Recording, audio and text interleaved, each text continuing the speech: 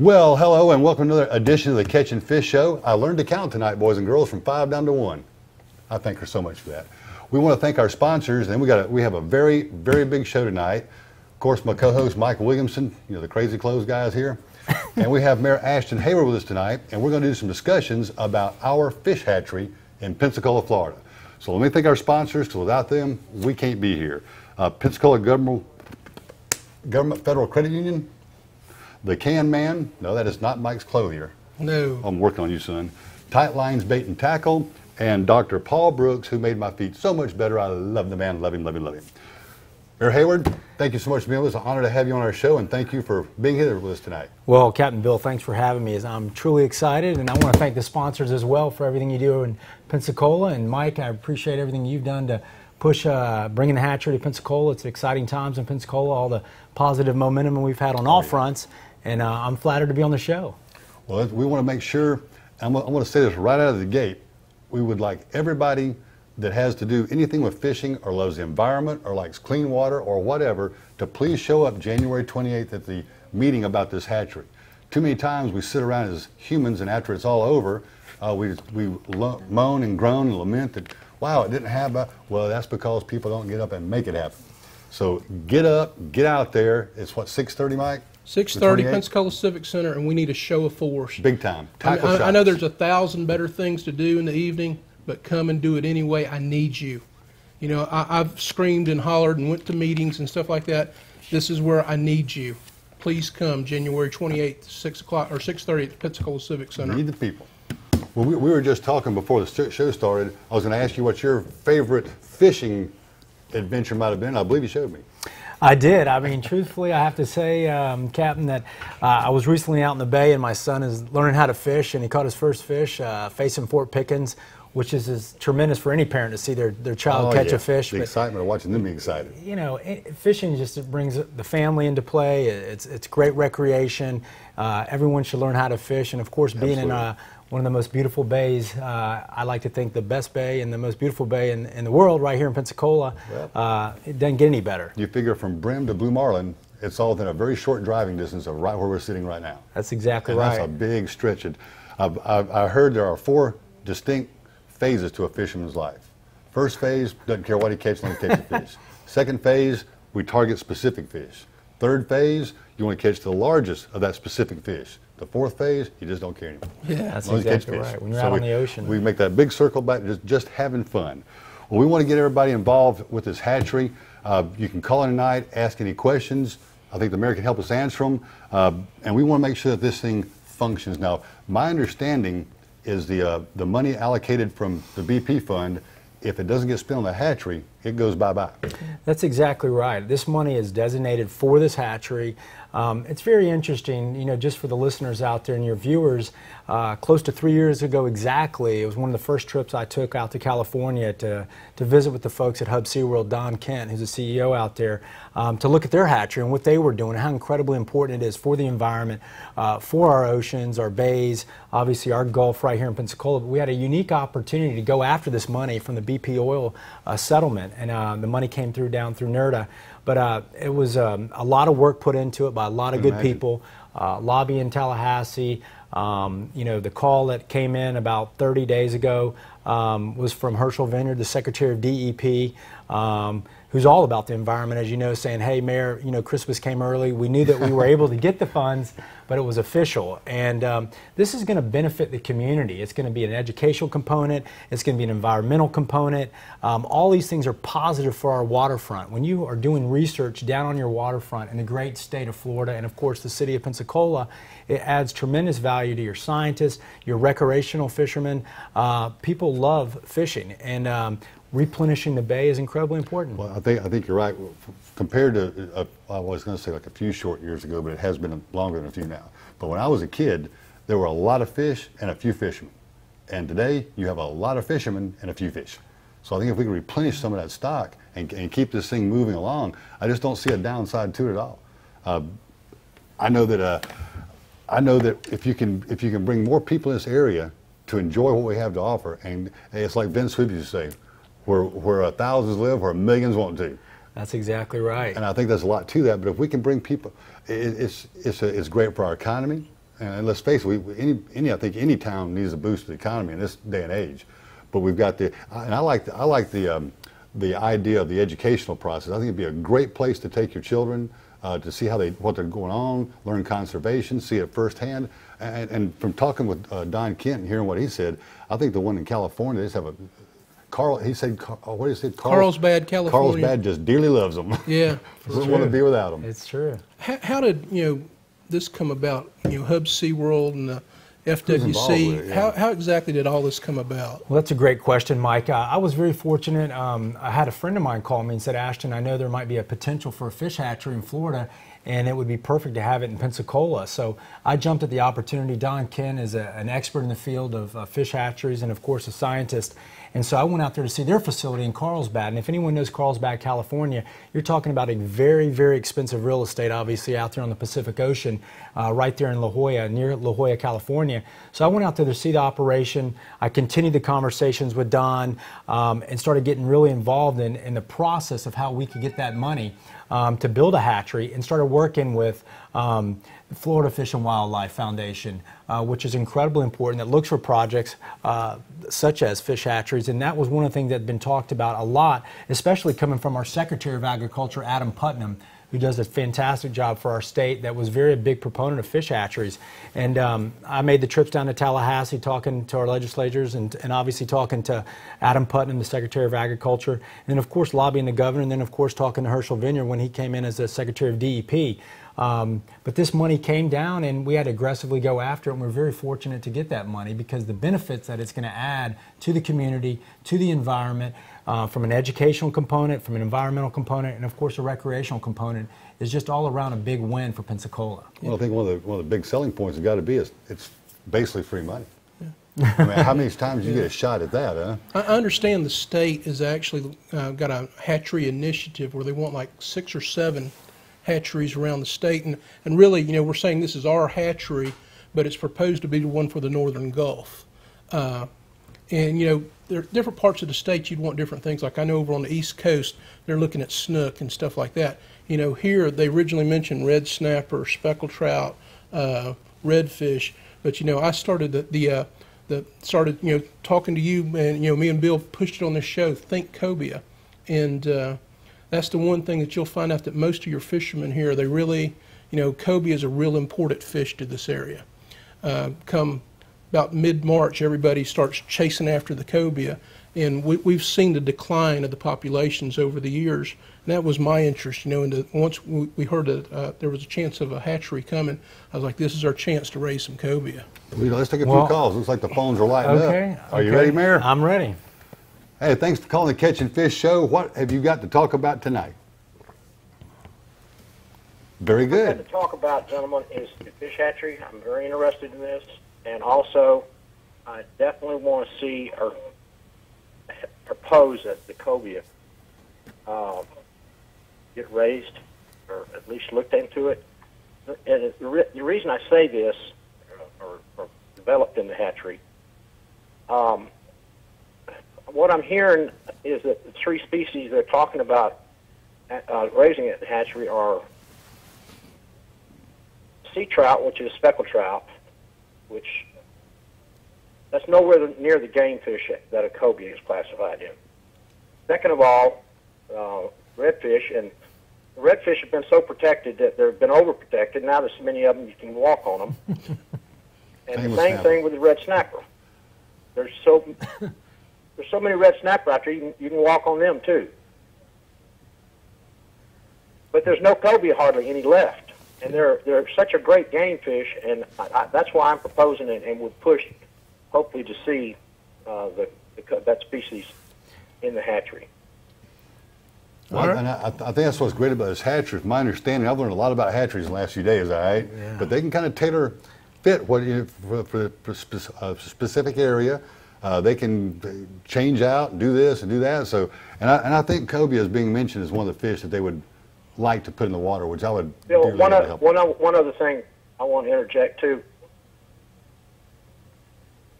I keep hearing this talk about using money to replace the seagrass and things of this nature, because you have to have that in order in order for the juvenile fish to survive. But we know for a fact, the fishermen, that we see so many small cobia in the bay every year, okay? And if they're surviving in that bay, they can continue to survive. That's what I'm saying.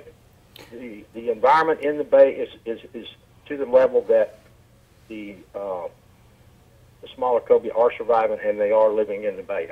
Some of them, I think, are, like the New Year's hatch that we're actually seeing. Some of them are so small. Well, I agree with Jimmy, and I think it's a great thing. And I think the best thing you can do, and I really want to stress this tonight, is that everybody needs to get out, attend this meeting on the 28th, and show by being there, and by being there in force, that we're behind it. We want to see it, because nothing says it worse than 3 people. I think your caller makes a great point. Talking about all of those that live here in Pensacola have seen Project Green Shore, all the grasses out on the bay is beautiful. But let's not forget that we were also able to get $11 million out of this total $30 million. We worked very hard to get that extra money to continue Project Green Shores. And right there on site where the hatchery is going to be at Bruce Beach, they're going to have a nursery for the grasses right there. They're going to be a part of the hatchery, which is going to be fantastic because it's going to be grown right there on site. So that's one thing that I think people don't know, but that is going to happen right there, and that's a big win as well. Well, I think there might be some misconceptions out there too, where it's either the hatchery or something else. There's money out there for all the above, all right? For restoration of the seagrasses, for the fish hatchery. It's not one or the other. There are funds out there to do other things with. So, all right, let's see. We got one more here. Got some more. Hey, caller, thank you for holding. What you got? Well, I have a couple of questions, and it's good to talk to you tonight. For the mayor, one of the things I would ask is, I'm not sure that there's good information about this, but the funds for this are from restoration, from the BP, oil spill settlement.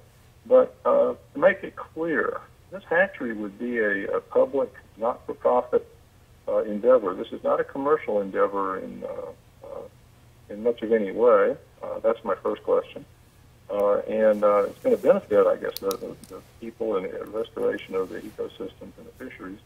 And then, two, would this not be a good opportunity to allow Pensacola and the university here to engage in tagging programs and aiding the science of what is raised and released here, so we can do some better tracking and better understanding of these particular species here local to us that are in the Gulf? Just asking those two. Well, those are great questions, and you're exactly right. Growing the species that a lot of us grew up fishing and catching and, of course, eating here in Pensacola. But it's very important to have the universities involved in the educational component, too. And we are in talks with the University of West Florida. They're behind this, obviously getting their scientists involved. But most importantly, you're right. It's exactly funded from the BP oil settlement, the fine monies coming down through NERDA. And as we all know, we got the first round of money, which was $18.7 million. And we've worked very closely with Florida Fish and Wildlife and their foundation, Brett Boston, who worked tirelessly on helping us get this money, which there's the foundation, and then, of course, there's the Florida Fish and Wildlife Board. So, sustaining this as we go further, and there's monies out there that still have not completely come down. There was a total of $300 million in the pot for all the Gulf states that were affected by the BP oil spill. So there are other monies out there that we're aggressively going after too, that there's the potential to make this even larger, to be able to have more dollars to sustain this, and of course have more of an educational component, a research component, and of course the hatchery. Well, actually, NOAA is involved in this whole process as far as the assessments for the environmental impacts and the activities that will go on as well, are they not? And that's the federal agency. That's part of their charter, is to sustain these efforts. That's exactly right. The National Oil Pollution Act, and That's incredibly important, and you know, that's why we had to aggressively get out in front of this immediately, and that's what I try to do for the residents and the citizens, is to go after and aggressively get this money. And I think anytime you have research that's very positive on your waterfront, there's going to be a trickle-down effect of that, obviously from an employment standpoint, but also from a research standpoint. And we're all fortunate to live in the great state of Florida, and of course, the best city in the state of Florida. So we want to really leverage that and leverage this opportunity that has been given to us to make this a win-win for the community, the environment, the recreational fishermen, and everyone else that loves fishing. I understand, yes. And University of West Florida has gotten a good reputation from its archaeology department so far, and this might provide us an excellent start into a marine biology aspects too. A little bit more national exposure. I think you're exactly right. I mean, I spent a lot of time in South Florida, and you know, University of South Florida has that research institute right there on the water, and you know, I think it's incredibly important because what it does is it attracts other folks that are scientists, other people that are in the, obviously from an economic development standpoint, that there's all different components and ancillary lines of potential there, if you will, whether it's revenue, research, or from an educational standpoint, that's going to make us, that's going to benefit the city. Good thing to have on the waterfront. Thank you very much. Thanks for Well, thank you calling. too. Thank you for calling. Well, you know, a lot of people talk about the economic benefits. Some high. You know, what's your idea? What do you see as far as the economic benefits to our area? Well, I think it's a win. It's a big win for the community. I think any time that you can, as a city, have the opportunity to go after dollars that are going to impact the community in a positive way, I can tell you it's my job, for one, as your mayor. So I'm always going after the money because you know, you have to have the dollars to do great things, whether it's an infrastructure project or whether it's a research project. But for years, I've heard from the fishermen wanting to have a hatchery here in Pensacola, and so when the opportunity came about, and when you have a fantastic gentleman like our Secretary of Agriculture, Adam Putnam, talking to us about it and saying this is a win-win, you need to really try to see if you can make this happen. It's a benefit for the community, from the children, obviously learning about this, from the scientist standpoint, from the research standpoint, and of course from the recreational fishing standpoint, and of course to replenish the bays. I mean, we've heard the arguments out there about water quality. We're all excited to make sure that we can have better water quality in Pensacola. We just were able to get another grant from NIFWF, the National Wildlife Foundation, to do another stormwater project, which will just be north of the ECUA property, which will mirror Admiral Mason Park.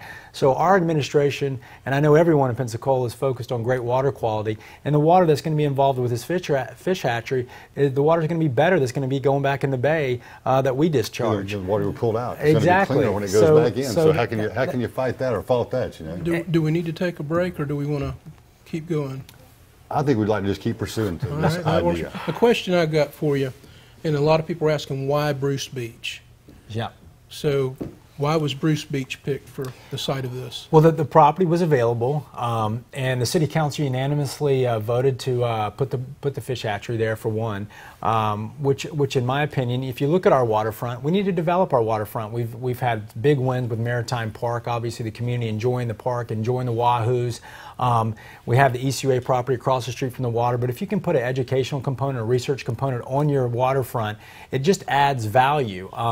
You know, again, we have this money that's readily available. We worked tremendously hard to bring those dollars here, and that was one of the sites that we looked at and the council voted on. So I think it's a terrific site. Obviously, there's no secret. We have the oil tanks next door right there. So, you know, developing that waterfront, you have the estuary right there, you have the bay right there. You already have the mitigation property that was used from development of the Maritime Park property that sits directly right out in front of Bruce Beach. So there'll be added value there when we grow the nursery and the plants right there as well. And really, we would like to connect, you know, from the hatchery to the ballpark and see if we can create that value as well. We're also going to build a lab, my understanding. It's not just a hatchery, it's also a laboratory is going to be built along with it. There's going to be a research component, which is incredibly important, and to get the citizens involved, so it's a public project. And UWF is involved with this also in some areas? We've had some talks with UWF, and many of the folks out there are very supportive and you know, are excited about this because, again,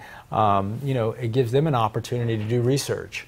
Oh, yeah. What are some of the other benefits of this hatchery other than just raising fish? Well, the benefits, obviously, as I said, is the educational component, obviously replenishing the bays, of course, and of course, you know, getting the research component involved. I think when you have research on your waterfront, no matter what city you're in, you have other people that start to look at your city, and we want to grow Pensacola for doing smart, intelligent things, and obviously that's the environment, that's obviously replenishing our bays, and obviously from an educational standpoint, that's incredibly important for us. Yeah, it's a once in a lifetime. I mean, Yeah. it's a once in 100,000 lifetime opportunities. Let's please not let this get away from us. We want to take a few more calls, see what I can come up with for you. Alan, is that you on the phone? Yes, sir, it is. And gentlemen, I appreciate you taking my call this evening. And I'm a very avid local angler, and I can really truly appreciate the fact that there possibly could be a hatchery coming to the local area. But my question is that once the hatchery is up and running, and I understand where the money is coming from to get it going, but after the fact, then if it's up and running, where will the money come from to keep it going? Will it be self-sustaining or supporting, or will it still continue to take taxpayer monies to make that thing go? That's a great question, Alan, and obviously the upfront money to get it started and get it up and running, will there be some dollars as well as in the bank, like how a foundation would work, to be able to have sustainable dollars. And that's why we're going after the rest of the money that's out there as well, to have some money in the bank, if you will, to keep it sustained. And obviously partnering with Florida Fish and Wildlife, you know, that's a state agency obviously, but Florida Fish and Wildlife also has a foundation component. So looking at all aspects to continue the funding of the hatchery is going to be a part of from the sustainability to keep it going as well. And obviously we'll be looking at grants in the future from the state and other sources of dollars. Is that the Florida Marine Enhancement Division? Exactly. Well, I just love it. All right, Floyd, it's your shot. What you got for us? Oh, hey. Hey. I want to say, boy, this is a win-win-win deal for Pensacola. Yes, sir. All the tourism dollars and restaurants, waitress, everybody that deals in fresh Florida seafood. I believe we'll be able to sell some fish probably to other states. I don't know how that works. We could probably generate some money there. And I know the mayor always likes tax dollars, so this way this ought to really generate a lot of bed tax dollars and all that. I mean, I think it's going to be a great opportunity for Pensacola. We don't need to miss out on it. Well, Floyd, those are very kind words. And I think it's incredibly important. You touched on something that's incredibly important. This is our city. This is our waterfront. This is our town, and we should take ownership in that. And when you talk about a fish hatchery or research, those are very smart things that we're going to do for the community, giving back to the community. And you're right, from a tourism standpoint, from an economic development standpoint, and getting more heads in beds is incredibly important. But the more positive and intelligent things that we can do, it helps put Pensacola on the map for the right reasons. And when you're doing such a quality project like this on Pensacola Bay, that's just going to attract more people that are going to want to come to our community. And we have such an incredible lifestyle here, as we all know. I mean, not just the folks that love to fish, but the folks that love to be on the water. We have a golden opportunity to seize this opportunity. We need you to come down there on January 28th at 6 p.m. at the Bay Center, express your feelings, and tell them that you want this project to happen in Pensacola. We work tirelessly to get these dollars for the taxpayers and the citizens of Pensacola, and it's going to be a winner. And we greatly appreciate your support. Well, absolutely. And Pensacola, a lot of people aren't going to New Orleans. They're stopping here because we have a lot more to offer downtown. I mean, there's been a real economic renaissance downtown, and Mary, you've got to be getting a lot of credit for that. So, but this would even be good. We need to be well-rounded.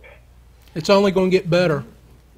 Well, there's some exciting things going on in Pensacola, and there's been a lot of investors and a lot of entrepreneurs and risk takers. We want to be a city that we're known for. We're friendly to business owners. We're open for business. We want to go after the dollars that are available to make our lifestyle better for the citizens of Pensacola.